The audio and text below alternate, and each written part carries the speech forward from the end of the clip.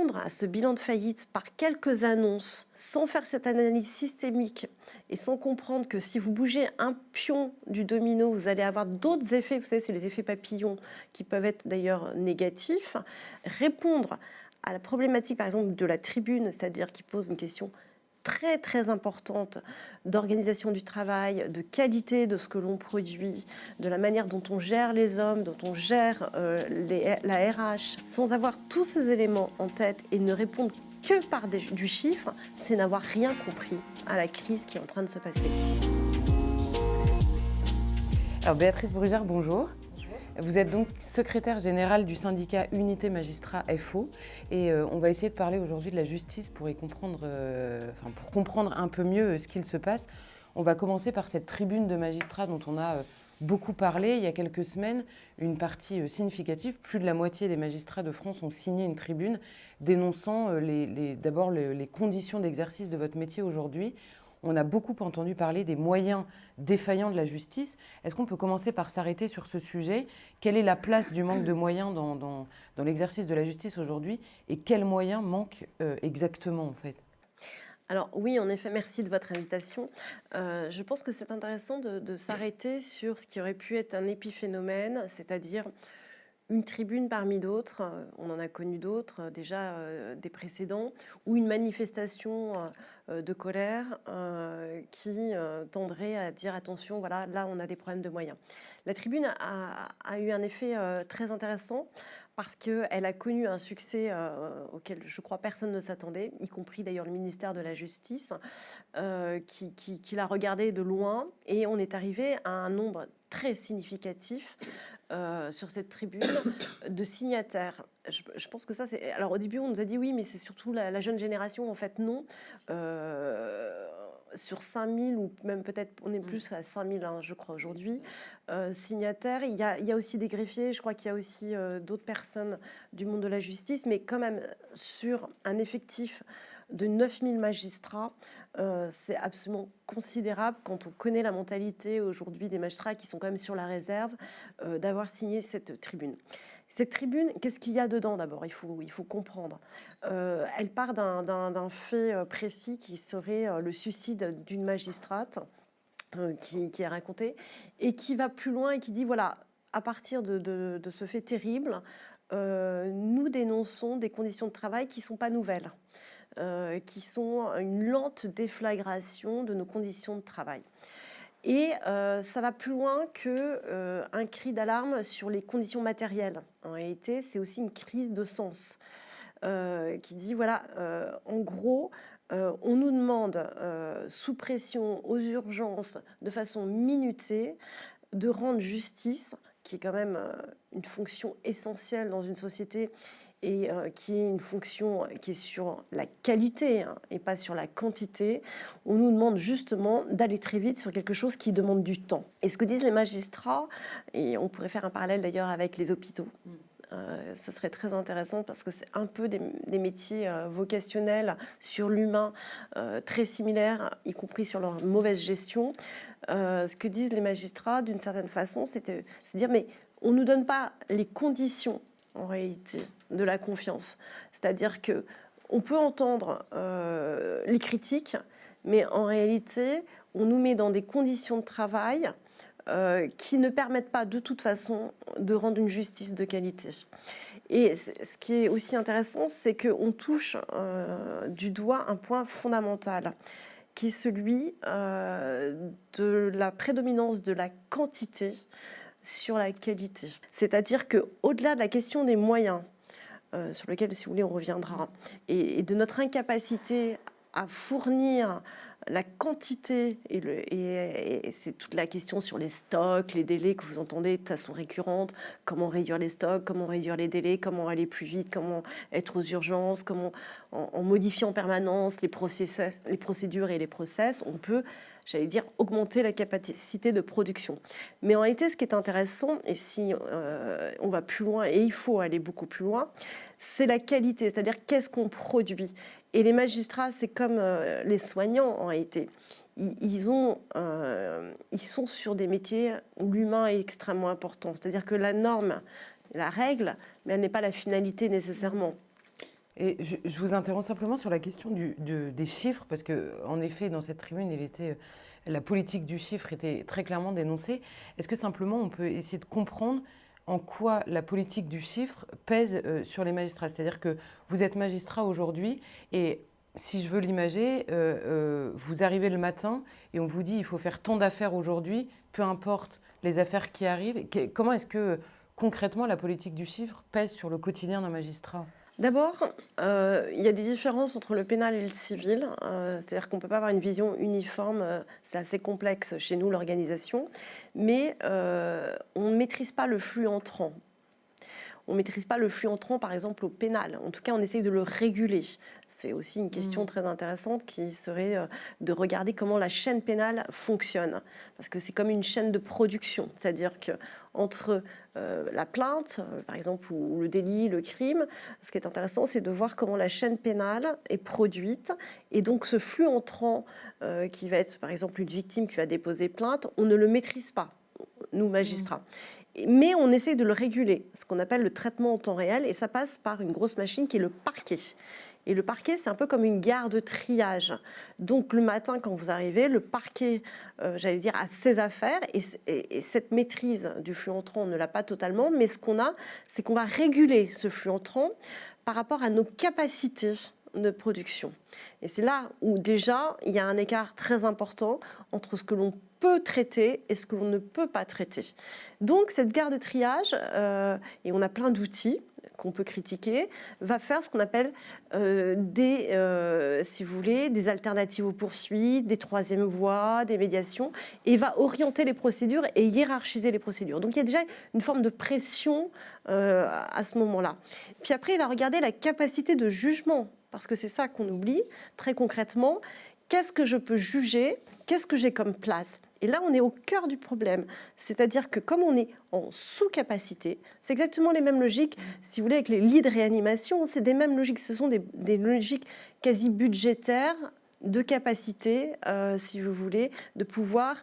Et ça impacte la politique pénale, parce que du coup, la hiérarchie, évidemment, ça devrait être la gravité, ça devrait être la politique pénale, et d'une certaine manière, elle est dérivée sur nos capacités, j'allais dire, d'absorption. Et donc là, on va faire des audiences.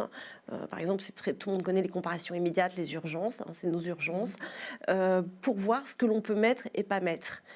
Et donc, quand le magistrat arrive à l'audience, d'une certaine façon, il découvre ça, il n'a pas la main là-dessus. Et ça explique aussi aujourd'hui une dérive totale qui sont les horaires de travail. Le magistrat n'a pas d'horaire de travail en réalité stricto sensu. C'est-à-dire que voilà, on juge jusqu'à ce qu'on ait terminé. Parce que d'abord, on a une circulaire qui est la circulaire Lebranchu, qui elle avait fixé des horaires de travail qui n'est pas appliquée. C'est une vraie difficulté et c'est une revendication. On est arrivé aussi dans un système où on fait beaucoup de travail de nuit, et avec des impacts sur les risques psychosociaux, sur un corps qui est très féminisé en plus, il faut quand même le rappeler. Donc tout ça, si vous voulez, est très complexe, ce qui fait que on a cette pression permanente. Et puis, on a, au fur et à mesure, et ça c'est toute une histoire qu'il faudrait développer sans doute davantage, qui est celle de l'organisation du travail et de l'évaluation de ce qu'on appelle aujourd'hui les performances. C'est-à-dire que les magistrats sont infantilisés dans une forme d'évaluation beaucoup plus quantitative que qualitative par rapport au stock, par rapport au nombre d'audiences qu'ils ont fait, par rapport au nombre de dossiers qu'ils ont traités. Et ce que dit cette tribune, c'est dit qu'un dossier n'égale pas un dossier et que justement on est dans l'humain, on ne peut... Alors c'est bien de quantifier parce que les tableaux de bord ça a un intérêt, mais réduire le travail des magistrats à la quantité, sachant que derrière en plus on est sous-équipé sur les moyens matériels, technique, on pourra peut-être en parler, puisqu'on est sur une administration totalement obsolescente, et sur les moyens humains. Et comme, en plus là-dessus, on est sur un système très français d'une inflation législative permanente, et ça c'est un impact réel sur le travail, c'est qu'à chaque fois qu'on vote une loi, on oublie souvent la faisabilité matérielle. La faisabilité matérielle ou humaine, c'est des hommes derrière. Et donc, chaque dispositif législatif, d'abord, est chronophage parce qu'il faut que derrière les magistrats, les greffiers, tout le système absorbe la nouveauté, ce qui prend du temps. Mais souvent, les moyens humains, parce que quand il y a des modifications, c'est jamais pour simplifier, c'est toujours pour rajouter, créent une surcharge de travail qui n'est jamais prise en compte. Ce que disent par exemple les magistrats aujourd'hui, c'est que dans certaines juridictions, vous n'avez tout simplement pas les magistrats pour faire face aux nouveautés. Je reprends juste votre image de la gare de triage, parce que pour comprendre en fait quelle est la problématique aussi du rôle de l'homme politique ou du gouvernement, enfin de la chancellerie qui décide, je reprends la gare de triage parce que donc en amont vous portez plainte, enfin le français porte plainte où il y a un délit qui est commis, etc. Donc il y a une enquête de police qui se fait en effet avec le parquet, avec le procureur qui regarde comment se fait l'enquête. Et là, vous dites qu'il y a une gare de triage. Est-ce qu'à ce moment-là, le triage est correctement fait? Parce que on voit que le magistrat, à la fin, a en effet un flux entrant que lui ne maîtrise pas. Mais comment est-ce que ce triage se fait à l'échelle du parquet? Est-ce que ça change de semaine en semaine? Et c'est ce que vous dites notamment sur à la fois les priorités, la loi qui change, etc. Comment ce triage-là se fait? Alors, en réalité, si les choses fonctionnaient bien, on serait sur le cœur de ce qu'on appelle la politique pénale. Qui est un sujet essentiel, évidemment, pour comprendre quelles sont nos priorités, les politiques pénales étant une déclinaison en partie de ce que devrait être une politique nationale, une politique pénale nationale. En réalité, on n'y arrive pas parce qu'on a en effet à la fois une espèce d'urgence permanente médiatique qui fait que les priorités changent tout le temps. Et puis, on a un problème de flux et de masse aujourd'hui qui ne nous permet pas, parce qu'on n'a pas les moyens de le traiter tranquillement, correctement, qui nous permettent finalement d'avoir une hiérarchie très simplifiée des priorités. Donc, ce qui explique parfois cette impression de loterie. Vous savez, hein, quand on dit « Ah, mais je ne comprends pas pourquoi, tiens, tel fait va être traité de cette manière et tel fait, par exemple, dans un parquet où on aura plus de temps, parce qu'on sera moins surchargé, où il y aura moins de pression, parce que, en fait, il faut avoir une approche territoriale. Chaque territoire a ses propres problématiques aussi, j'allais dire, pénales ou civiles, hein, d'ailleurs, c'est pareil. Donc, les territoires ne sont pas identiques. Mais aujourd'hui, c'est très compliqué pour un parquet d'avoir ce temps d'élaboration d'une politique pénale locale parce qu'en fait, les moyens sont instables. Il y a beaucoup de mobilité interne, il faut le savoir. Les magistrats bougent beaucoup. Et donc, on est dans un système instable et extrêmement volatile qui fait qu'on n'a pas toujours les moyens. Mais la réflexion, elle doit se faire aussi de façon systémique, c'est-à-dire que ce qu'on peut reprocher aujourd'hui en termes d'organisation du travail à la justice doit être répliqué pour la police. C'est-à-dire que les mots de la justice sont très similaires aux mots de la police. Or, si on n'a pas une vision globale de la chaîne pénale, et ça c'est un défaut majeur aujourd'hui de l'approche que nous avons, c'est-à-dire qu'on ne peut pas traiter l'un sans l'autre, c'est-à-dire que si vous avez une police qui est renforcée ou qui est faible, ça impactera obligatoirement la magistrature. Et d'ailleurs, je fais une petite réflexion qui est très actuelle. Les annonces qui ont été faites il y a quelques jours sur le renforcement de la police. On peut se dire d'une certaine façon, on a deux façons de voir les choses. On peut dire que c'est formidable. Et en réalité, sur le travail, c'est assez paradoxal. Plus vous allez renforcer la police, plus vous allez paralyser la justice si derrière, il n'y a pas toute une réflexion qui va avec. C'est-à-dire que si vous augmentez le flux entrant, par exemple, la police va de plus en plus faire de procédures. Vu que notre capacité de traitement est limitée, en réalité, vous allez créer encore plus de dysfonctionnement, soit dans la hiérarchie des priorités, soit dans les stocks, etc. Donc, on voit très bien l'intérêt d'avoir une vision globale et systémique. Ce que l'on vit aujourd'hui, si vous voulez, c'est une crise systémique de toute l'organisation du travail. La justice, et on l'oublie souvent, c'est d'abord une administration. Or, je vous renvoie, et pour ceux que ça intéresse, au dernier rapport de la Cour des comptes qui analyse les maux de la justice sur le plan justement budgétaire et gestion administrative, qui est certes moins sexy que ce que l'on peut entendre parfois sur la justice et plus technique, mais qui est très intéressante. Pourquoi ? Parce qu'en fait, ce rapport de la Cour des comptes démontre que nous avons une administration qui n'est pas gérée, qui est mal administrée et qui est sous-dotée sur le plan budgétaire.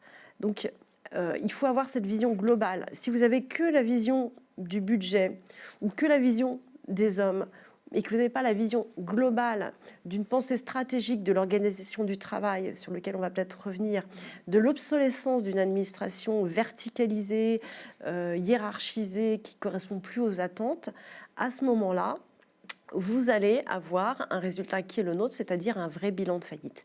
Et répondre à ce bilan de faillite par quelques annonces, j'allais dire chiffrées, puisqu'on est toujours sur les chiffres, sans faire cette analyse systémique et sans comprendre que si vous bougez un pion du domino, vous allez avoir d'autres effets, vous savez, c'est les effets papillons qui peuvent être d'ailleurs négatifs, à ce moment-là, vous ne répondrez pas à la problématique. Répondre à la problématique, par exemple, de la tribune, c'est-à-dire qui pose une question très très importante d'organisation du travail, de qualité de ce que l'on produit, de la manière dont on gère les hommes, dont on gère la RH, de ce qu'on peut appeler aujourd'hui une gouvernance, sans avoir tous ces éléments en tête et ne répondre que par du chiffre, c'est n'avoir rien compris à la crise qui est en train de se passer.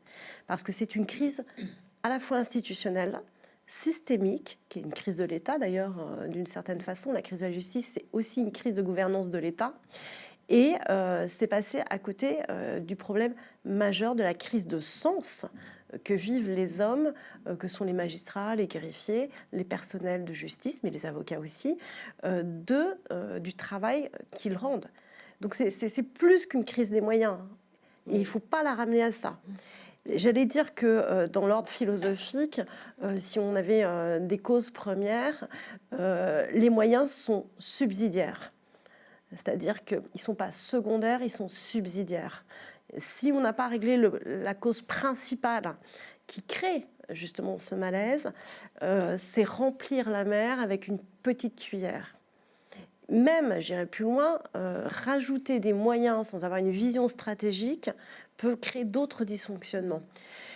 Et ce que disait par exemple le procureur général de la Cour de cassation lors de la rentrée solennelle qui a eu lieu il y a quelques jours sur l'état des lieux est très intéressante. Pourquoi ? Il dit rajouter comme ça quelques moyens, vous voyez, saupoudrer de quelques contractuels qui sont toujours les bienvenus, c'est déjà avoir une vision, j'allais dire, de l'urgence, mais pas une vision pérenne de ce qu'il faudrait pour une institution. Alors, vous évoquiez tout à l'heure la question de la police et de la chaîne tout entière pénale. On se souvient, lors de la manifestation de colère des policiers, eux aussi, l'année dernière, qu'un syndicat avait dit le problème de la police, c'est la justice. Là, vous nous dites vous-même, je renverse un peu la phrase, vous dites le problème de la justice peut aussi être la police, non pas les policiers, et non pas les magistrats d'un côté ou de l'autre, mais simplement on comprend à la fois dans sa phrase à lui et dans la vôtre que vos problèmes sont en réalité très similaires au début ou à la fin de cette chaîne pénale. Comment est-ce que vous expliqueriez exactement ou précisément la dépendance des policiers par rapport aux magistrats et des magistrats par rapport au travail des policiers ? En réalité, alors on est bien sûr que sur le pénal, qui est qu'une partie, parce que là aussi, il y a un biais, à mon avis, très important. Il faut savoir que le pénal n'est pas la majeure partie de l'activité judiciaire, puisqu'en fait, si je devais vous donner des chiffres, le pénal, c'est 40% et le civil, c'est 60%. Donc, et je ne parle pas des autres contentieux. Mais c'est ce qui est plus visible souvent. Évidemment que moi, quand je dis on ne peut pas dissocier la police et la justice et que nous traversons les mêmes maux, les mêmes difficultés d'organisation, de dotation, de manque d'ambition sur la RH, sur la manière de ce que l'on veut, et puis tout simplement de savoir à quoi sert un policier, à quoi sert un magistrat. C'est des questions fondamentales, c'est-à-dire comment on les utilise. Comment l'État utilise ces policiers ? Est-ce qu'il l'utilise pour faire de l'ordre public ? Est-ce qu'il l'utilise plutôt pour faire de la police judiciaire ? Est-ce qu'il l'utilise pour faire des enquêtes rapides, de la contravention, parce que ça fait du chiffre, vous voyez, on revient à notre politique du chiffre, ou est-ce qu'il l'utilise pour faire des enquêtes de longue haleine, pour aller avoir une vision stratégique sur ce que pourrait être une politique pénale pour s'attaquer au réseau criminel ? Tout ça sont des choix politiques. Évidemment que la manière dont l'État va avoir une vision, ou pas d'ailleurs, de ce qu'il veut faire des policiers, va impacter derrière le travail des magistrats. Pourquoi ? Parce qu'en fait, les magistrats, eux, travaillent avec ce que la police lui apporte. Le magistrat est totalement dépendant de la police, y compris à l'instruction. C'est-à-dire que si vous avez personne derrière pour faire les actes d'enquête, d'ailleurs souvent les délais, c'est ça. C'est-à-dire, les délais, ce n'est pas que nous. Les délais, c'est aussi l'attente d'enquête qu'ils ne peuvent pas faire parce qu'ils sont eux-mêmes sous-dotés. Donc, moi, je ne dis pas que la police est le problème des magistrats. Je dis simplement que l'un sans l'autre, ce sont comme les deux jambes, ne peuvent pas être séparés dans une analyse des problématiques aujourd'hui. Et on voit très bien qu'on est au cœur de choix politiques. Et que souvent, ce que le politique fait, c'est qu'il joue en renvoyant les uns sur les autres, ce qui évite de poser les vraies questions de responsabilité. Qui décide d'une politique pénale ? Une politique pénale, c'est quoi ? Parce que c'est quoi une politique pénale ? C'est d'abord une loi, c'est un cadre législatif. Mais une loi, c'est rien si derrière, vous ne mettez pas une politique, c'est-à-dire des hommes, des objectifs, des moyens, et puis aussi, et c'est ce qu'on oublie tout le temps, une évaluation. Est-ce que ça marche ? Est-ce que ça ne marche pas ? Est-ce que c'est une bonne politique pénale ? Est-ce que le cadre législatif est adapté ? Là, on est aussi au cœur du problème, parce que ce que disent les policiers, c'est qu'ils disent aujourd'hui la procédure pénale et les injonctions contradictoires que nous avons dans notre société. À la fois, il faut être super sécuritaire, mais en fait, on a une politique d'exécution pénale qui est sur de la régulation parce qu'on est sous-doté, par exemple, sur les moyens des prisons, etc., fait que, voilà, on est sur des doubles discours. Et les policiers ils disent, mais attendez, nous, on nous demande de faire de la procédure, et puis derrière, d'abord, c'est très compliqué, c'est très chronophage, on n'a pas les moyens non plus. On a un système de nullité qui fait que si on rate une étape, ça fait tomber les procédures. Eux-mêmes sont mal formés, eux-mêmes sont recrutés très vite. C'est un peu comme nos sucres rapides, nos contractuels. Eux, c'est pareil. Quand on fait des annonces, on va dire, oui, on va mettre plein de policiers, mais en police judiciaire, c'est toute une formation, ça ne s'improvise pas. Et c'est d'autant plus important qu'aujourd'hui, quand les procédures sont mal faites, eh bien, elles n'aboutissent pas. Donc c'est du travail pour rien. Tout ça, ça mérite d'être évalué. C'est-à-dire que, et ce sentiment qu'ils ont justement de travailler dans des situations de complexité, d'injonctions contradictoires ou de travail pour rien, parce que derrière ça n'aboutit pas, ou parce que derrière la politique pénale elle-même nous demande, et ça peut-être qu'on reviendra là-dessus, à la fois de condamner mais de ne pas incarcérer, crée une frustration permanente et a un effet de chaîne pour le coup en domino où plus personne ne s'y retrouve. Alors la facilité, c'est de dire oui, c'est la faute des magistrats, mais en fait c'est pas ça. C'est-à-dire que moi je pense qu'il faut analyser le cri d'alarme des policiers comme aussi notre tribune, un cri de désespoir en disant donner du sens à ce que l'on fait. Parce que, d'une certaine façon, on est pris en étau entre une opinion publique qu'on monte contre nous en disant « Regardez la magistrature, ils font mal leur travail, ils font n'importe quoi », ce qui est facile à dire. Et on oublie toujours d'analyser que derrière, les magistrats, ils obéissent aussi dans un cadre législatif avec une politique pénale qui est déterminée par le gouvernement, et en l'occurrence, c'est le garde des Sceaux qui fait la politique pénale, et avec des moyens qui sont ou pas au rendez-vous. Et alors justement, l'intervention du garde des Sceaux, parce que c'est des sujets un peu compliqués comprendre le fonctionnement n'est pas forcément évident. Quel est le rôle exact du garde des Sceaux aujourd'hui, Éric Dupond-Moretti ? Parce que déjà, on constate ce que vous nous dites, on ne peut penser que la police et la justice ensemble, en tout cas sur la question qu'on vient d'aborder, et on voit que on a là en l'occurrence un ministre de l'Intérieur et un ministre de la Justice qui sont en permanence le bon et le méchant. À chaque fois qu'il s'agit de parler, on a l'impression qu'ils ne sont jamais d'accord sur rien. Donc déjà, c'est étonnant d'une part. Mais la deuxième chose, c'est sur cette politique pénale, justement, vous nous dites, les policiers font leur travail, l'enquête arrive devant le juge. Bon, si elle est en effet mal faite, qu'il y a des vices de procédure, ça n'aboutit pas. Mais si par hasard ça aboutit, quel est le rôle exact du garde des Sceaux au moment où vous prenez une décision sur une enquête qui a été faite ? Alors, le garde des Sceaux, la politique pénale, elle s'exerce en réalité avec les parquets, donc les magistrats du parquet, procureurs généraux, évidemment, procureurs et substituts. Le parquet, c'est l'interface entre la police et les magistrats du siège. C'est eux qui vont décider. On a un système aujourd'hui qui est très intéressant, qui est celui de l'opportunité des poursuites. Il faut bien le savoir. C'est-à-dire qu'en fait, le parquet a une marge de manœuvre et a de plus en plus de pouvoir, d'ailleurs, dans notre système procédural, pour orienter les procédures. Donc c'est lui qui décide, etc. Et c'est à ce niveau-là que le garde des Sceaux peut donner des instructions. On appelle ça des circulaires.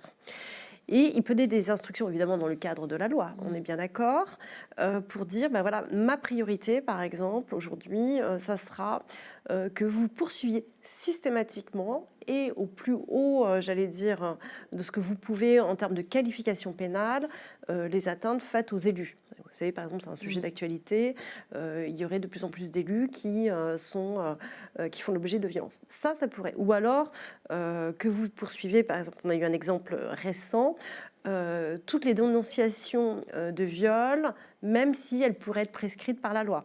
Ça, c'est de la politique pénale. C'est-à-dire que lui va donner des instructions générales, parce qu'on n'a plus le droit d'avoir des instructions individuelles, aux procureurs qui sont sous sa hiérarchie.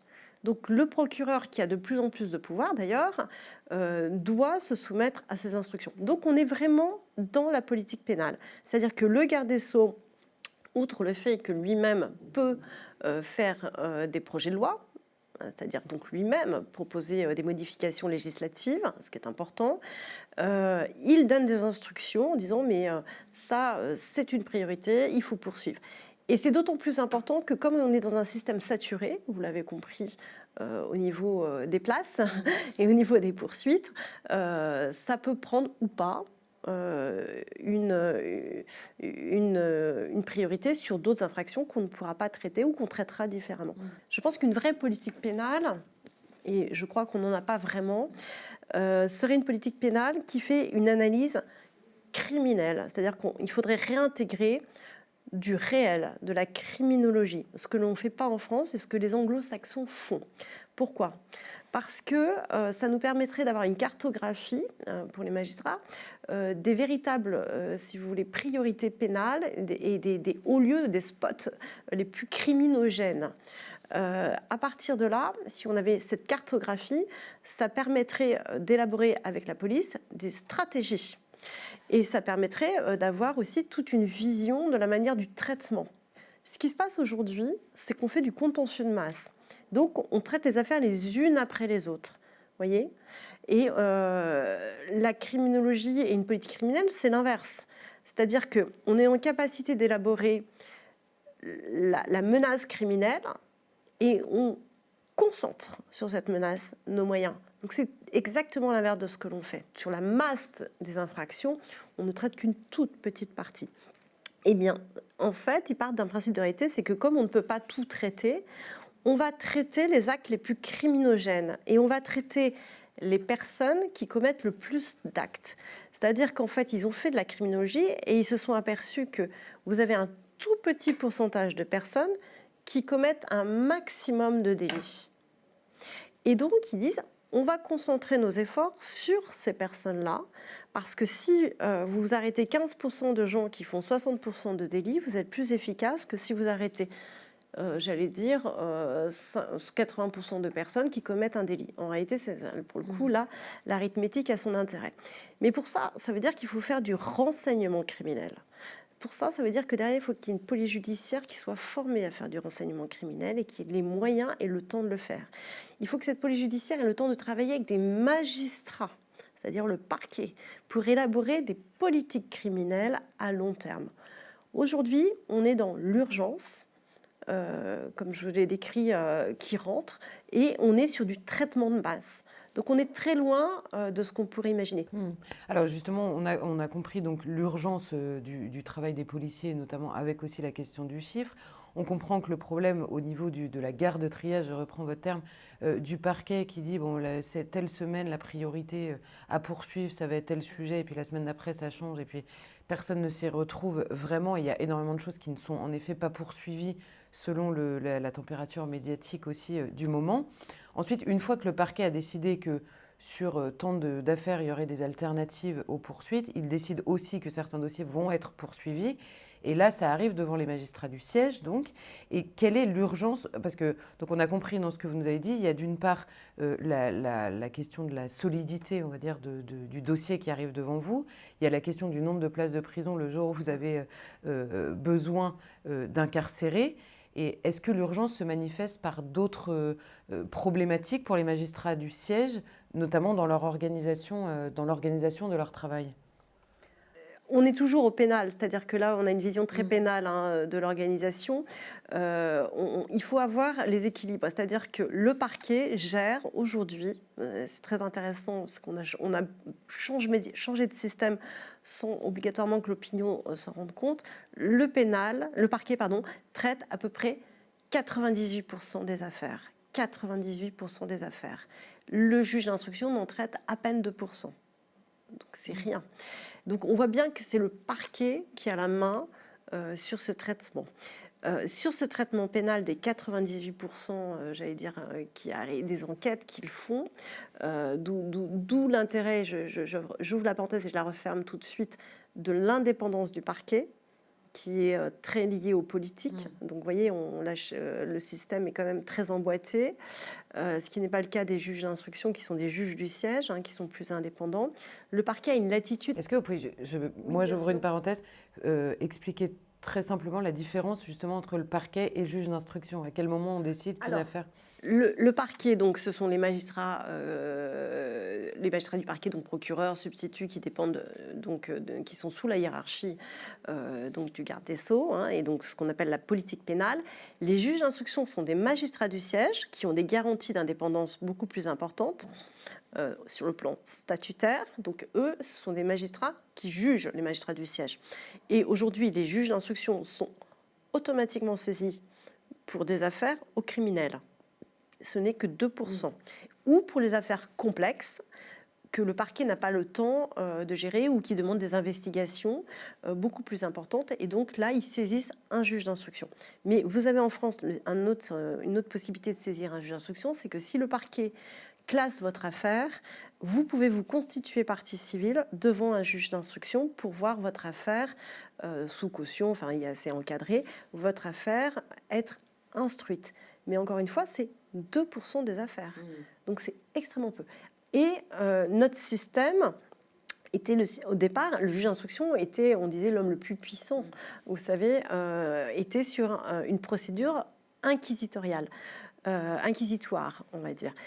Aujourd'hui, on n'est plus du tout dans ce système, parce que comme c'est le parquet qui fait 98% des enquêtes, le côté contradictoire qu'on peut avoir devant un juge d'instruction, parce que c'est là où vous avez le plus de contradictoires, où les parties peuvent s'exprimer, n'existe quasiment pas. Donc ça aussi, ça pose un problème sur la manière dont on gère les enquêtes. Sur les 90% des enquêtes, pour vous expliquer ce que ça veut dire, ce travail de triage extrêmement important, n'arrive devant une juridiction, c'est-à-dire un magistrat du siège, à peine 15 à 20% des affaires qui se passent devant un magistrat du siège. Or, rien que ça, c'est-à-dire très peu, on n'arrive pas à le gérer parce qu'on n'a pas assez de magistrats dans les audiences. Et l'impact que ça a justement sur la pression du travail, c'est qu'on a des audiences de plus en plus tardives. Et ce que l'on veut vraiment faire passer, c'est la comparution immédiate. Parce que la comparution immédiate, c'est quasiment dans les 48 heures de la garde à vue. Donc il faut que ça aille très très très vite.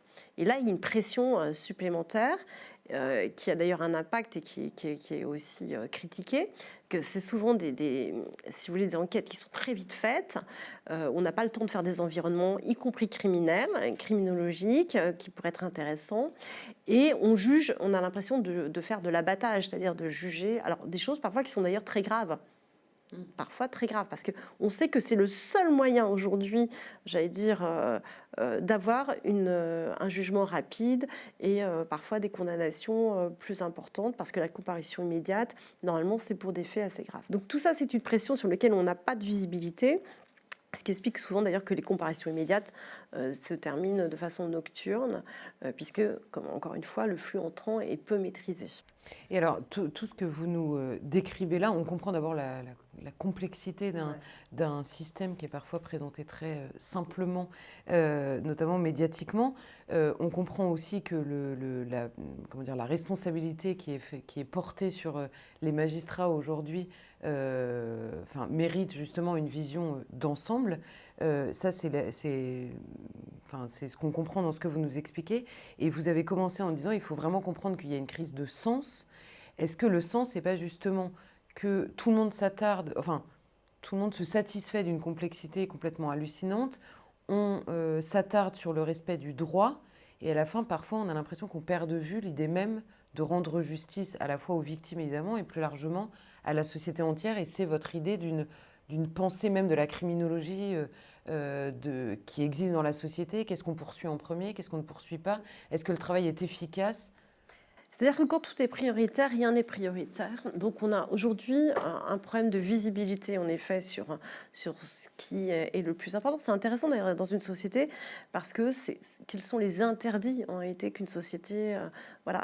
Moi, je pense que le pénal doit rester quelque chose de rare. Très rare. Donc ça pose derrière la question de la judiciarisation de tous les comportements. C'est-à-dire que plus on continuera à judiciariser et à pénaliser tous les comportements, moins on arrivera, si vous voulez, à la fois à les traiter d'abord, premièrement. Donc vous voyez tous les systèmes de régulation qu'on a. On a énormément de systèmes de régulation, c'est-à-dire d'évitement pour ne pas aller devant un tribunal parce qu'on n'a pas les capacités ce qui crée des inégalités de traitement d'ailleurs au passage. Et puis on n'a pas, d'une certaine façon, quand tout est pénalisé, rien n'est grave. Enfin, je ne sais pas comment vous dire. C'est-à-dire qu'on n'a plus cette hiérarchie de ce qui est très très grave et ce qu'une société veut comme interdit de façon claire et nette. Après, on a quand même un problème aujourd'hui aussi de complexité de la procédure. C'est-à-dire que les magistrats font beaucoup de travail répétitif sur des choses qui n'ont pas obligatoirement beaucoup d'intérêt. Donc là aussi, il faut avoir une réflexion sur l'organisation du travail qui passe par une réflexion sur la procédure qui crée, à mon avis, des choses qui n'ont pas lieu d'être. Quand vous avez une personne qui fait 150 fois la même requête et qu'un magistrat est obligé d'y répondre, alors qu'il n'y a pas de fait nouveau, alors qu'il sait très bien, on rentre dans une espèce de systématisation, si vous voulez, que la procédure crée parce qu'on est sur une vision de créance et de déséquilibre total, d'ailleurs, de la procédure entre les victimes, à mon avis, et ceux qui sont mis en cause. Donc ça aussi, vous voyez, tout est très, très compliqué. Quand vous dites déséquilibre, je m'attarde juste là-dessus, quand vous dites que la procédure crée un déséquilibre entre la victime et le mis en cause, c'est-à-dire que tout est pensé selon les droits du mis en cause, au détriment de la victime? Alors, j'irai pas jusque-là, mais en tout cas, ce qui est sûr, c'est qu'il y a eu une inflation en réalité des droits, dont on peut se satisfaire en partie, parce que c'est toujours bien, surtout quand vous êtes mis en cause, d'avoir quand même des droits pour vous défendre, et qui n'a pas été rééquilibré, à mon avis, par rapport aux victimes. C'est vrai qu'on a un déséquilibre. J'ai pas le temps là de le développer, donc c'est un peu... caricatural peut-être la façon dont je le présente, mais qui est une réalité. C'est-à-dire qu'à un moment donné, il faut penser aussi la manière dont on donne des droits et dont on les exerce. C'est-à-dire que c'est toute la différence entre le droit et l'abus de droit, si vous voulez. Mais ce qui est intéressant, en tout cas, dans la production de cette chaîne pénale, dont vous voyez qu'elle est très complexe et qu'elle ne correspond pas obligatoirement à la réalité des attentes, et par contre elle met un corps en surchauffe dont il faudrait analyser les résultats et évaluer, si vous voulez, le bien fondé. Il faut aller jusqu'au bout, j'allais dire tirer jusqu'à l'exécution des décisions. C'est-à-dire que là aussi, on a un vrai malaise, c'est-à-dire que on a une chaîne de production où des gens travaillent énormément et comme le travail est très morcelé, il faut s'intéresser à la fin, c'est-à-dire à la production. Et là, on touche une énième difficulté qui est celui de l'exécution des décisions. C'est-à-dire que souvent, en plus, pour compléter ce tableau noir, on va dire, les peines ne sont pas mises à exécution. C'est-à-dire que tout ce travail en amont, en plus, souvent n'est pas mis à exécution, ou il est mis tellement tardivement qu'il en perd son sens. Et là, on touche encore la question de sens. Et là, ce n'est pas qu'une question de moyens. C'est une question de moyens, mais pas que. Je reviens sur ma différence entre le subsidiaire et le principal. C'est une question de politique pénale. C'est aussi la critique que font parfois nos citoyens et que font les policiers et qui est mal comprise dans l'opinion publique. Parce qu'on fait supporter aux magistrats cette politique pénale d'inexécution. Et ça, il faudrait la détailler pour comprendre. C'est-à-dire qu'aujourd'hui, on est dans un paradigme très clair où le choix politique, je dis bien le choix politique, puisque c'est comme ça que ça nous est présenté et que ça nous est imposé. Alors, c'est un vrai sujet de société, on peut en discuter, mais il faut quand même qu'il soit clairement dit, c'est que la prison en France doit être l'exception, premièrement. Donc, on a tout un système de détricotage des peines de prison qui sont prononcées pour un droit à l'aménagement, premièrement. Deuxièmement, on a énormément d'alternatives, si vous voulez, de peines alternatives qu'il faudrait également évaluer dans leur efficacité et dans leur mise à exécution. C'est-à-dire que moi, je ne rentre pas dans le débat prison, est-ce que c'est bien, c'est pas bien, c'est un vrai débat, on pourrait en reparler. Mais si on choisit de dire la prison n'est plus notre modèle, entre guillemets, de référencement d'une peine, qu'est-ce qu'on choisit à la place ? En France, on fait énormément d'alternatives, énormément. On est un des premiers pays à faire. En fait, on incarcère très peu. Mais une fois qu'on a dit ça, il faut aussi s'intéresser aux autres peines qui sont prononcées, comme les amendes, comme les tiges, qui sont devenues des références comme ça, comme des solutions magiques à toutes nos difficultés. On s'aperçoit que quand on regarde de près également ces peines, elles sont très peu mises à exécution ou dans des délais extrêmement lents. Donc on voit bien que la machine aussi ne fonctionne pas en termes de moyens, de logiciels et d'exécution. Et ça, c'est un sujet de confiance dans la justice. Mais c'est pareil au civil, parce qu'on parle que du pénal. Le taux d'exécution aussi est extrêmement faible. Donc on voit bien qu'en France, en tout cas ce qui concerne la justice, on a une absence de culture de l'évaluation des politiques publiques, parce que c'est aussi des politiques publiques, et de l'efficacité. On ne s'intéresse pas à la production, ni dans son efficacité, ni dans son contenu, c'est-à-dire sa qualité. Oui, donc on comprend bien, c'est un peu la question que fait la police ou que fait la justice. Voilà. En permanence, on comprend bien que cette question doit être en permanence posée aux hommes politiques qui, eux, ont entre les mains les moyens de réorganiser le travail des uns et des autres pour une justice plus efficace à la fin. Et alors, donc se pose à ce moment-là un peu la question de la politisation des juges. Vous dites vous-même, il y a souvent une accusation de laxisme qui pèse aujourd'hui sur la justice, quelque chose qui revient extrêmement souvent. Et la question qui va avec, c'est en général, les magistrats sont laxistes parce qu'ils sont idéologues, parce qu'ils sont politisés. Quelle est la réalité pour vous aujourd'hui de la politisation des juges ? Évidemment, on a tous en tête... En gros, le mur des cons, quoi. Donc on s'est dit, il y a le mur des cons, tous les magistrats sont extrêmement politisés. Quelle est cette réalité ? Est-ce que c'est quelque chose qui existe d'abord ? Et quelle est la réalité du poids de la politisation de certains magistrats dans l'exercice de la justice en France ? Alors, c'est une question essentielle parce qu'elle est réduite, comme vous le dites, à une image qui a énormément frappé, qui a fait irruption dans le débat public, puisque un mur, c'est visible, et en plus, on a vu ces images, donc ça fait irruption de manière...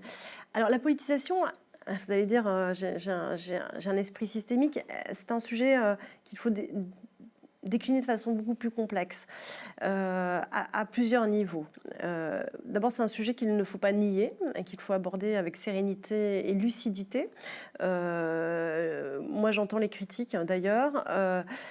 D'abord, il faut comprendre qu'elle s'exerce à plein de niveaux qui ne sont pas visibles. Ce que vous avez dit, c'est visible.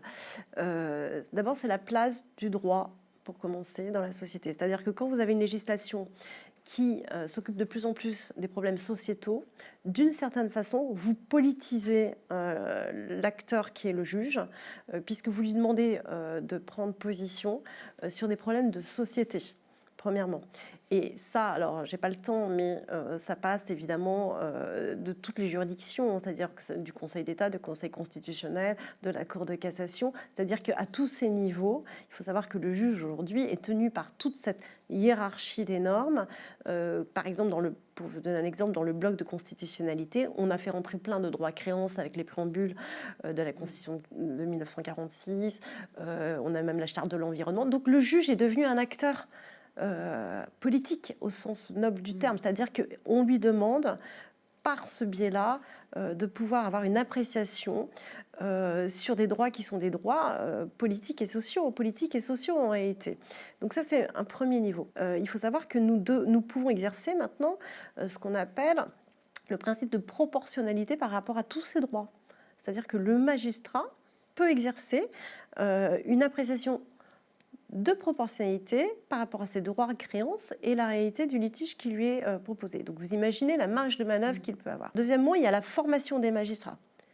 La formation des magistrats, elle renvoie à la place de ce qu'est un juge dans une société. C'est quoi l'office du juge? Est-ce que c'est d'être, j'allais dire, la voiture balai d'un état-providence défaillant? Donc tous les droits sociaux, tout le droit social, tous ces droits de l'homme, voilà, toutes ces créances, avec cette capacité d'avoir une vision. Ensuite, vous avez une organisation, donc là de côté la formation à l'École nationale de la magistrature, qui est un enjeu. Comment on forme les magistrats? Qu'est-ce qu'on leur dit d'être? Est-ce que vous êtes là pour appliquer le droit, trancher un litige, être un acteur, être progressiste, dans une vision progressiste qu'on pourrait avoir de la société? C'est très important. Est-ce que, voilà, la place du magistrat. Ensuite, vous avez l'organisation judiciaire. L'organisation judiciaire, c'est ce que je vous disais tout à l'heure, avec le parquet, c'est un sujet majeur. Le parquet dépend du politique, dans la politique pénale, mais pas que. Toute l'organisation judiciaire dépend du politique dans l'évolution de la carrière.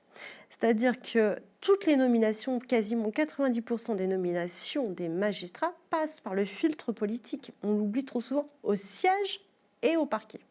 C'est-à-dire que c'est la chancellerie qui fait et défait les carrières en partie, et en très grande partie, jusqu'au pouvoir disciplinaire de sanctionner ceux qui ne rentrent pas dans le rang. Donc évidemment, là aussi, compte tenu des alternances et de la politisation des ministres de la Justice, vous avez déjà une incitation à être ou pas dans un camp ou dans un autre pour faire carrière, si vous voulez faire carrière. Donc ça peut être aussi un biais très, très important. Moi, je pense qu'aujourd'hui, il est extrêmement important de remettre la justice dans les rails.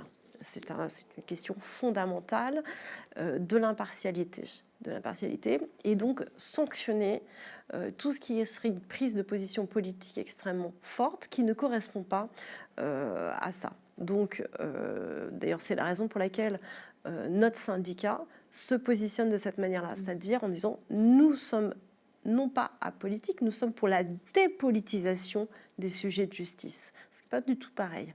C'est-à-dire que nous pensons que la justice, et nous avons une vision réformiste, justement, doit revenir dans son office principal et doit avoir toutes les garanties possibles pour un magistrat d'impartialité, qui passe sans doute en partie par une forme d'indépendance.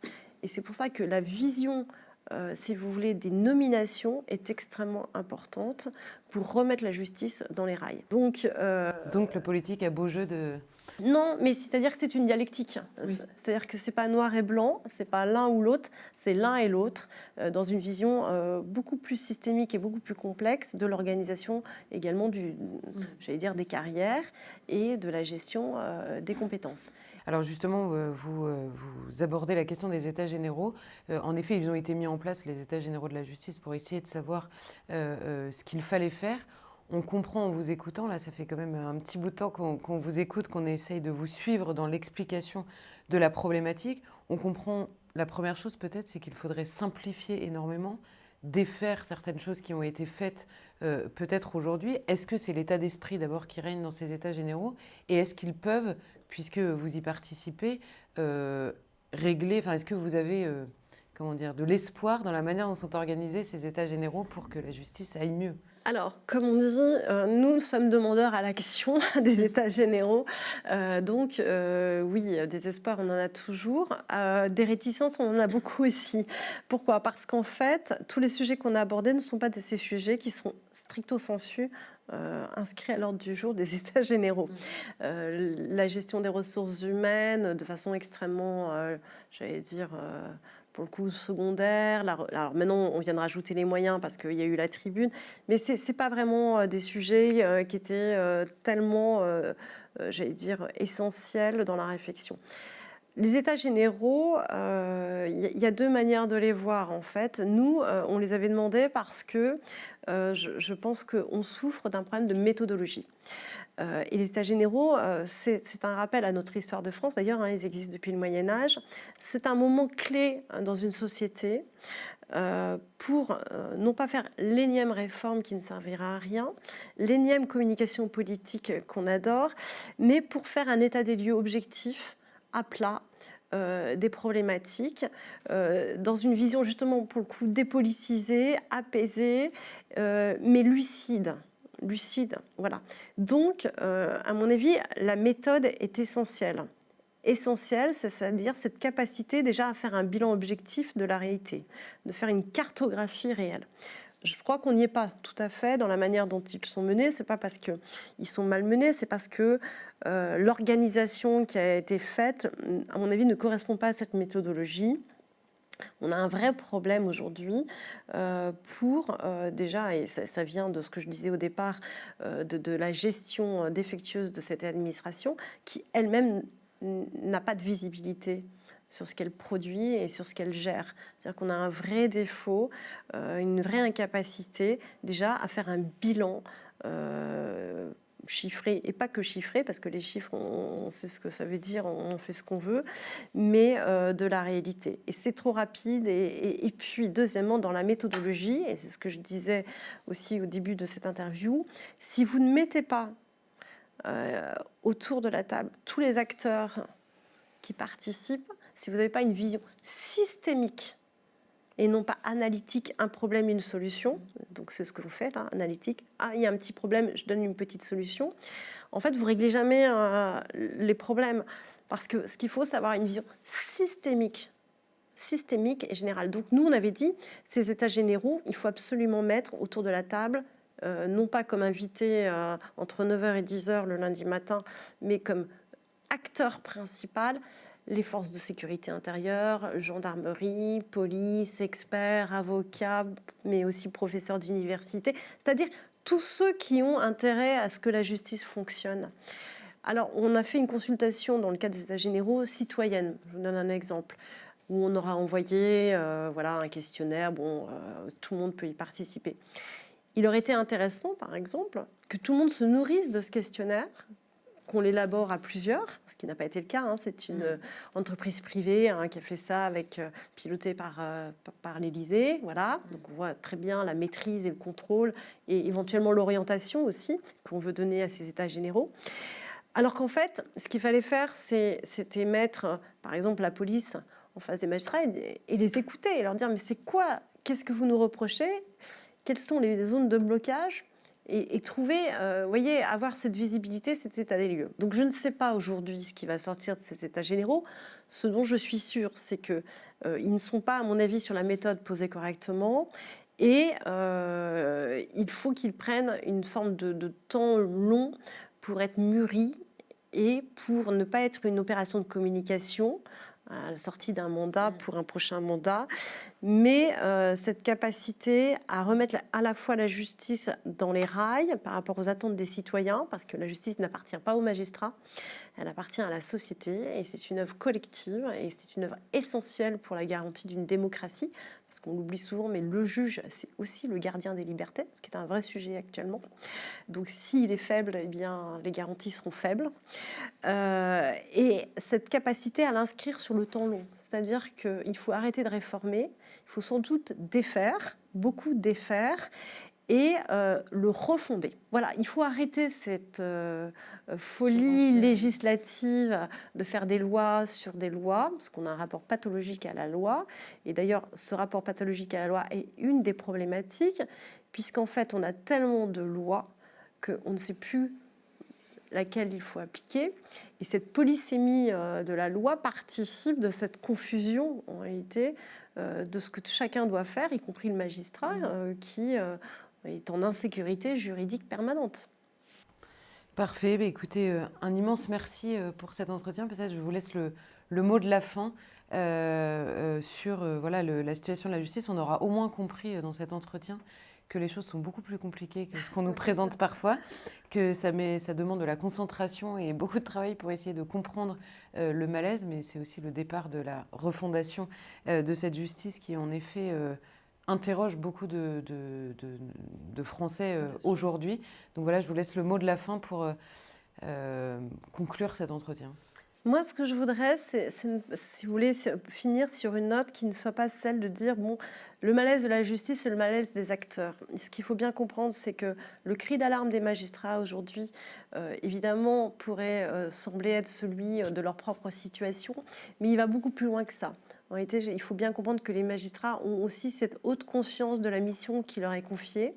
Et cet attachement, ce qui crée cette souffrance d'ailleurs, à faire au mieux dans des conditions extrêmement dégradées pour rendre justice et pas simplement dire le droit.